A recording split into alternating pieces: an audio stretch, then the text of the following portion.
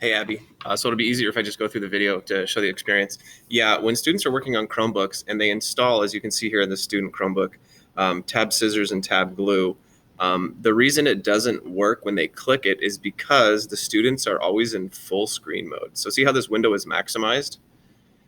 So that's how students' Chromebooks usually are set up. If they have it maximized and their window looks like that and they click tab scissors, that's exactly what it does. It like halves this one, but then it fulls this one. And so then they're like, oh, the window's gone, right? So that's no bueno. So they tab glue to put it back. Like they can always click tab glue to put it back. Now, in order to use tab glue and scissors on a Chromebook, they're going to have to first undo the maximize and then, remax it themselves, resize it here if they want to.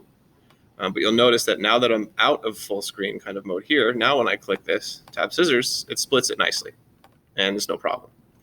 And to switch it back, I would click the glue and it's back. So that's a workaround. They only have to rechange this once and it should be fine. Now, if you don't want to do that, if they do want to use it max here because they may forget, there's another extension they can try, which is tab resize. So you can have them install, and this is whitelisted, so students can install this. It's called tab resize, and it's in the Chrome Web Store. And it looks like that. So that's what they would install. So I'll show you how that works. Again, students will be in this full screen mode by default here on the Chromebook.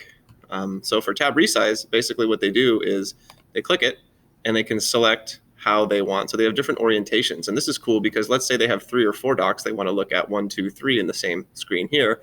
Maybe they want to put them on top of each other or side by side. This is basically what tab scissors and tab glue only does. It does left and right.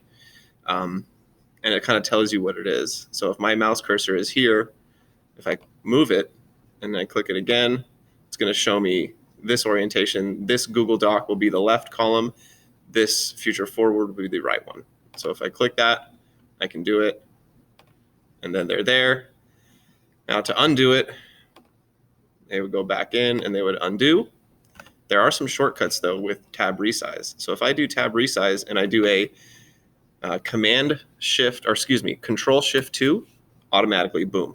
And then I do a Control Shift Z, bam, back to normal. So tab resize may be something to offer your students, especially with the ease of the shortcut buttons that they can press on their Chromebook. Again, Control Shift 2 to split it down the middle, Control Shift Z to undo it and go back to normal.